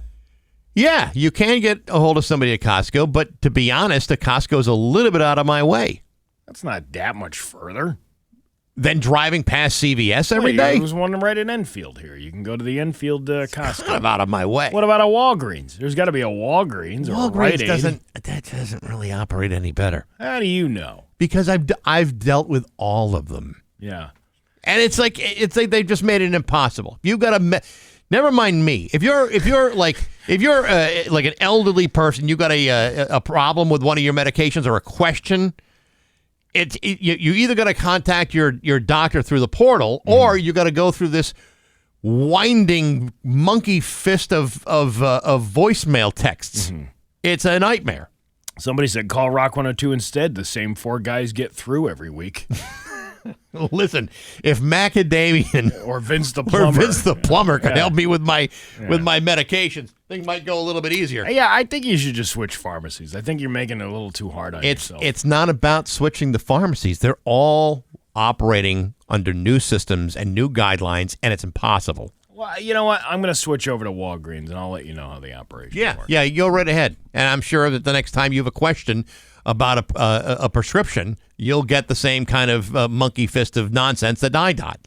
But I would be calling the doctor about a prescription.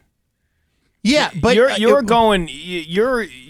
saying call a CVS for the Miralax thing. The doctor is the one that prescribes that. So you call the doctor first. I understand that, Steve. But what I'm also saying is now trying to get your doctor to call you is more difficult because they automatically shove you into the portal.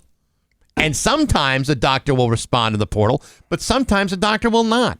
If you call the nurse's station. I have called the nurse's station for other doctors, and the messages do not get through. You have the worst medical care ever because I told you, my insurance covers everything but disease, injury, illness, and medications. You have a lot better insurance than this place. This is like $900 a month. And what do you get out of it? Nothing. That's right. I've already spent this year probably $3,000. I know. It's crazy. On top of that, $900 a month. It's 8:24 with Bax and Nagle on Rock 102. 8:26 with Bax and Nagle on Rock 102. I just gave you the forecast. All right. Well, then let me give you something else. All right. Steve, it is a Shop Tuesday this morning at 9 o'clock. If you go to rock102.com, you can save 30% off to Elements Hot Tub Spa. Have you ever been there? No. Woo! That's nice. Yeah, it's wicked nice. They got state-of-the-art facilities dedicated to the highest standards of health and purity and tubs that include up to 108 hydrotherapy jets and bubblers. Ooh, that feels good. It starts at 9 o'clock at the Shop 30 store at rock102.com. Do not miss out. How old's Bill Belichick's girlfriend? 27? And he's like 28? 70 something, yeah. Wow, yeah. I'm just reading this article on Mass Live about Stanley Tucci. Sure. He's got a young wife, too. Well, how old is Stanley Tucci? He is opening up about the struggles of having a large age gap with his wife, Felicity Blunt. He's 64, so she's 21 years younger. So she's 40-something years old. Okay. And he said, I'm sad I won't get to see her get old. But she'll get to see you get there pretty damn quick. And I won't be able to look after her if she needs any looking after. Yeah, she's going to be doing that for you. I think there's something really beautiful about people aging together, and unless there's some miracle, that can't happen. You know, I guess if you meet somebody, you're both adults. 21 years is a little. It's a bit of a gap, sure. The older one is more likely to die first. Depending on the relationship, they might want to. You might want to. I want to be dead before you. Listen, given the choice, I would much rather die first. Yeah, that's like. Do people even like think that? Hey, this like aging thing is going to happen a lot sooner now that I'm with somebody who's 20 years older than me. Like, we're going to start having to go through this. Like, I'm going to have to start taking care of this guy or girl, whoever. Right. Like, very soon. See, so That's a sacrifice. It is. Yeah. It is. I think you have to be concerned about, what you're getting into and, the nature or strength of that relationship before you just go dive right, cannonball right into it. I mean, my wife and I, we're 10 years apart. By like 10 years and a month. All right. Pretty close. But I got to be honest. That's reasonable. I think that's reasonable. 20? 20 is... What do you... I don't know. It's like a generation. I mean, I get it. You don't always get to choose who you fall in love with, but it's like, man, that's a lot of years. What do you talk about? 20 years is a lot. Sometimes my wife and I, even at 10, we kind of miss each other a little bit with the references and our life experience and stuff like that. But for the most part, it's a great relationship. She's using snap bracelets, and you're like, what? What does this doohickey that these kids have come up with these days? What's this thingamabob with the old doohickey thing? Yeah, what is this? Leg warmers? We never had those. Actually, we did have leg warmers in the 80s. Yeah, sorry. I'm going back a little bit further. Yeah, I know. Yeah, I don't know. It just seems like a grim outlook. I mean, I don't know what. You're a man who's 25 years older than me. This is going to be forever. All right, so maybe until. I mean, we don't know the nature of Stanley Tucci and Felicity Blunt's relationship, but I gotta believe that the Bill Belichick situation has got to be off the hook. I mean, unless she's figured out, unless they can only talk about football around the dinner table, I can't even imagine what these two have in common. Yeah.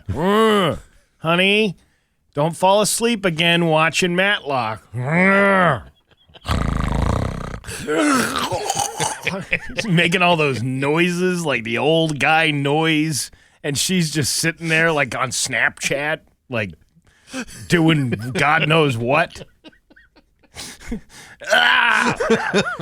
Hand me a Kleenex. Can you hand me my spit tub? There's nothing I like better than a nice day with my sweet, sweet lady friend and to have a firm stool in the same day. Can you read the back of these instructions? My readers aren't working. It's 8:31 at Rock 102. Here's your West.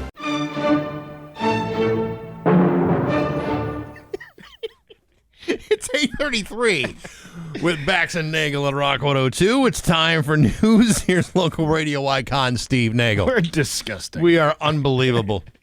And no, the rest of you will never know what we were talking about. The Boston Red Sox and the New York Yankees are set to face off in the American League Wild Card Series starting tonight. The Red Sox secured their playoff with a thrilling walk-off by Sedan. Sedan. It was like 4 doors or 2 doors? 2 doors, a sedan. Rafael clinching their first postseason berth since 2021. The series will be a best-of-3 format, with the Red Sox entering with a strong 9-4 record against the Yankees this season. Fans from both sides are eagerly anticipating the matchup, with opinions divided on which team will come out on top. Well, you know what, Steve, I know you don't care that much, but I got to tell you, there are no real dominating teams this year. Even the best teams have got problems, and this one could go either way.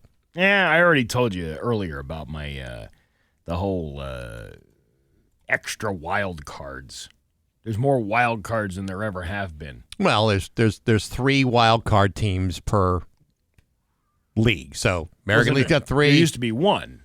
Used to be 1. Yeah. Now they went to 2. Now they got 3. And the reason they're doing this is to expand the appeal of postseason play so that more cities and more teams are involved. A lot of times when your team isn't watching, if your team didn't make the playoffs, guess what you're not doing? Watching playoff baseball. Here, you got a better chance. All right. An incident was reported on Westfield Street in West Springfield Monday night, calling in over a dozen local and state police cruisers in West Springfield. The incident occurred early Monday evening and involved nearly a dozen police cars, including state police, surrounding a silver truck. That's when the 22 News crews arrived at the scene just after 6 p.m. When our crews arrived, law enforcement and ambulances were surrounding a silver Toyota truck with a Vermont license plate. Dennis Gamelli, a witness, reported hearing a screeching noise and a smash. And a large galunk. Large metal galunk. We come running out, and the cops were coming around the corner, and they followed the Toyota right up there. Kay Barbara, another witness, described seeing two individuals get out of the truck and take off on foot. She said they just ended up T-boning him. Two passengers, a passenger and a driver, got out, started running through the backyard, and they ended up catching them. So wait a minute. Was it two passengers and a driver, or was the driver one of the passengers? Good question. From this report, it's hard to tell. The West Springfield police have been contacted for more information regarding the incident and the suspects, but no response has been received yet. Further details and updates will be provided as they become available.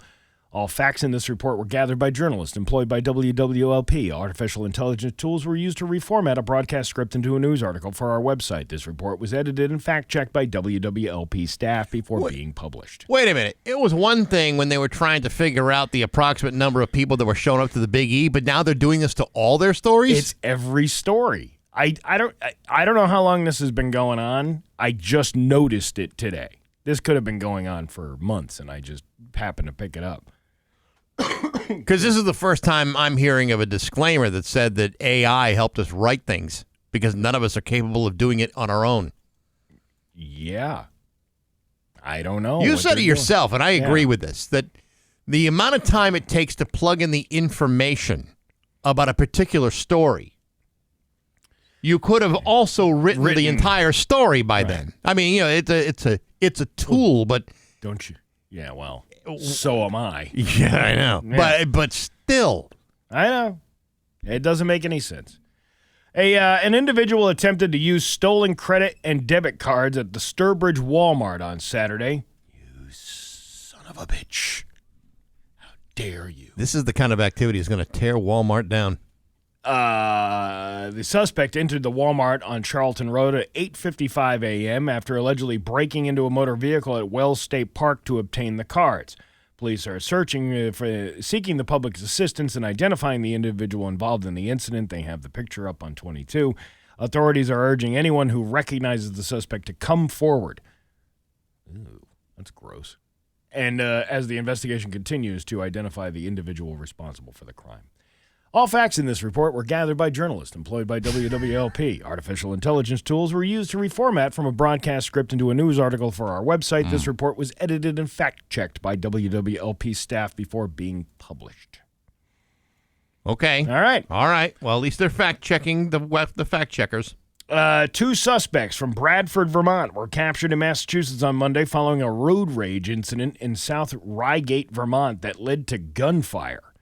The Vermont State Police initiated an investigation into the incident, which occurred on Route 302, and issued arrest warrants for 36-year-old Justin French and 33-year-old Kayla Cabby for charges including attempted murder. The road rage incident was not a random violent act.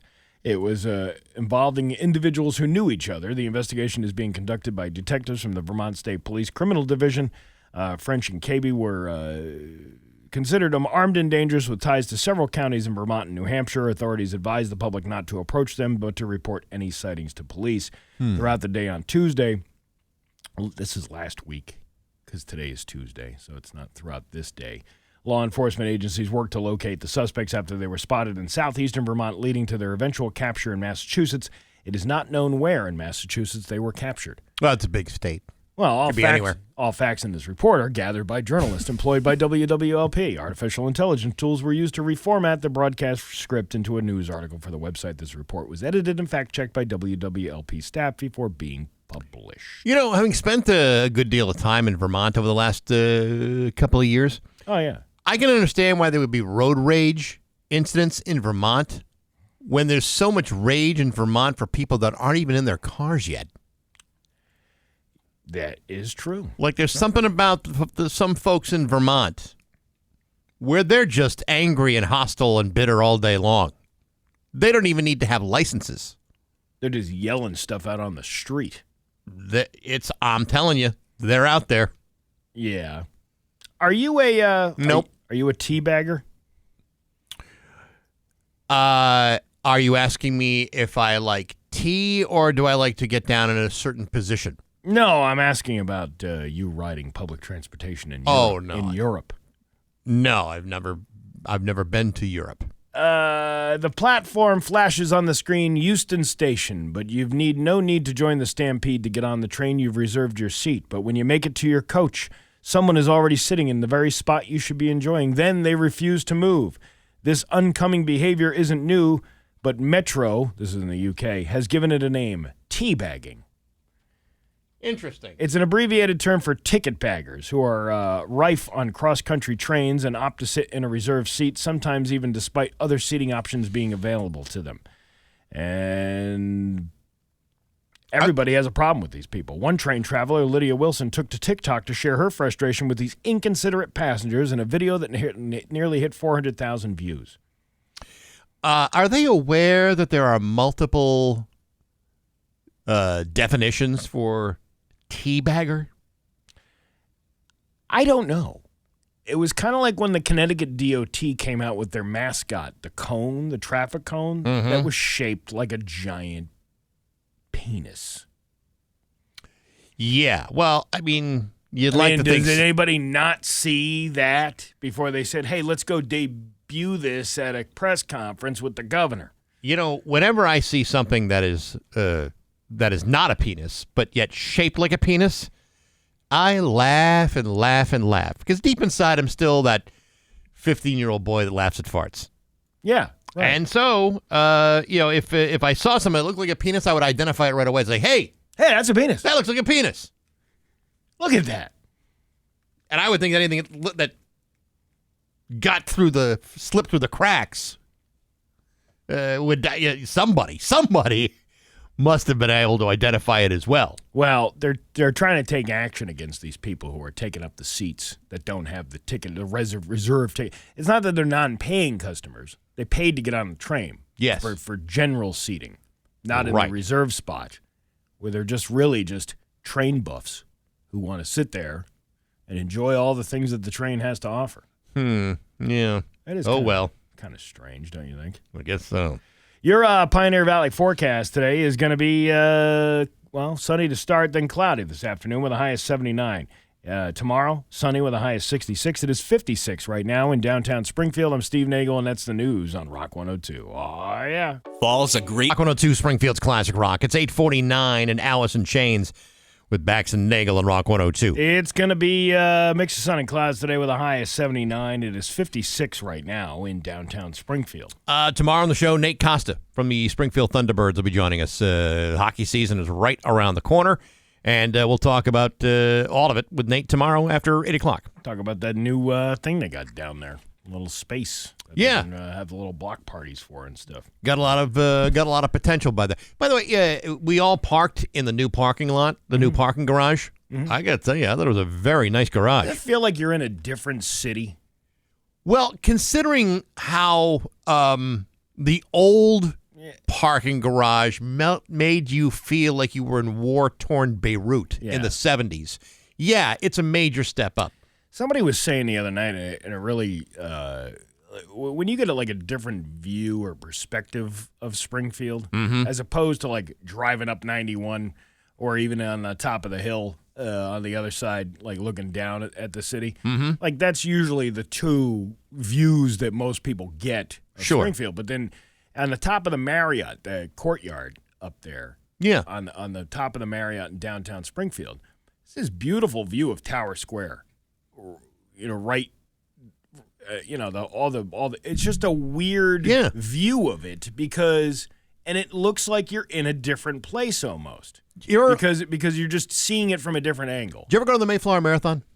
What is that? It's a big event we do every year at MGM. Never heard of it. When you're in the when you're where all of our trucks are for the Mayflower Marathon, and you look towards the Campanile at night, it's absolutely gorgeous. Yeah. Because it's all lit properly. I got several pictures in front of that. It's amazing. That scene. It is pretty amazing. I also like the strung lights over Worthington Street or Main Street. Yeah. I think that looks so damn cool. It is so breathtaking. I'll tell you what, if you could just tear down some blighted buildings, I mean, Springfield could be pretty nice. It's actually coming along all right. It is. There are some things I would like to see happen before I say we're on our way. I would love to know what they're eventually going to do with the old Hippodrome. I would love to see the Paramount come back. I was going to say life. we're going to need a Daddy Warbucks to come in and take over that Paramount Theater. That is going to be a wicked expensive project. Yeah.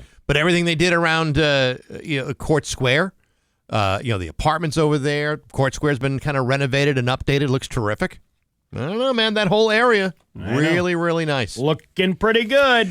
Yes, it is. Steve, there's a great show coming to Vanish Valley this Friday. Thomas Walsh, formerly of the band Pugwash, a guy I've interviewed 3 times on the podcast, and I've seen him live twice. Just acoustic shows. This is a guy who maybe is one of the most talented songwriters alive. And it ain't just me telling you this. It's guys like Ray Davies of the Kinks, loves Thomas Walsh. Jeff Lynne of ELO is a big fan. Brian Wilson was a fan of his music. There's a quote that you can find on the Wikipedia page about this guy that I actually think is true. And the quote is that at their best, Pugwash are almost Beatles-like in their greatness. They are just that good. And it's absolutely true. He's going to be performing at Vanish Valley on Friday. It is a small, intimate show, and we happen to have a pair of tickets to it. 10th caller, 293-1021. It's all brought to you by Raspberries Records. And it's going to be a great, great night. And I get to introduce the guy. Oh, look at that. Yeah. That's pretty cool. Well, because he and I have like a friendship now. You're like buddies. Kind of like buddies. It's like me and Tom Cotter. Me and Tom Cotter will be hanging out after the show. I've spent almost several hours talking with the guy. We got along great, and he's doing a quick East Coast tour. Just him and a guitar, telling a lot of stories, playing some really great music. Wow. It's going to be a great night. Should be fun. Awesome. Yeah, can't wait for it. There's a lack of porn stars, male porn stars to be exact. I haven't really taken an inventory. Well, this lady said porn producers regularly hold auditions for new male performers, which they advertise on X. Auditions that consist of turning up and having relations with the women of their dreams, but then nobody shows up. Really? Yeah. Why is that? I don't know. The reason is somewhat of a mystery. It's been a regular moan for the last decade. Get it? We hear a good deal of bravado from men on social media until it's actually time to show up and sign the release forms. Maybe men feel their identity and self-esteem is more closely tied to their sexual performance than women. Maybe pornography being blamed for every societal ill is also a factor. We know young people are becoming increasingly puritanical and having less sex than previous generations. There's simply a drought among young men wanting to enter the industry. Not that I would ever consider that line of work, because I wouldn't. But to me, it'd be like the same kind of test anxiety you took when you took your SATs in high school. Yeah, like you want to do really good on the test, but you're not going to do all that great on the test. I know people say looks aren't everything. But you gotta be somewhat appealing for somebody to want to watch that. I find myself not really paying attention to the faces, though, Steve. I'm talking about all the pieces that go along with it. Yeah. Nobody would want to see me do a job like that. Nobody wanted to see Ron Jeremy either, but he had a very long and distinguished career. It was also a very small pool of participants that they had picking from those. Well, that may be true also, Yeah. but still. But you think about that. I wouldn't want to watch you. Oh, like you God, in a no. video. I Would wouldn't you want to wanna- watch me in a video? I wouldn't want to No. watch myself. No. God, no. Hells no. I freak myself when I walk out of the shower and I look in the mirror. 90 What is that? 90% of people are completely unwatchable when it comes to seeing them naked and stuff. Yeah. Yeah, it's a very small margin of It's one of folks. those things you gotta have attractive. Yeah, you people to do. really do. All right, anyway, 10th caller right now, 293-1021. Tickets to see Thomas Walsh at Vanish Valley this Friday night from Raspberries Records. Oh, I thought that was the chance to get into a adult film. No. This is to win tickets to a show in Ludlow. Isn't that what the pug wash is? No. It's about a very filthy dog that needs a bath. I thought I heard Kim Kardashian say that one. It's just about 8:57 on Rock 102.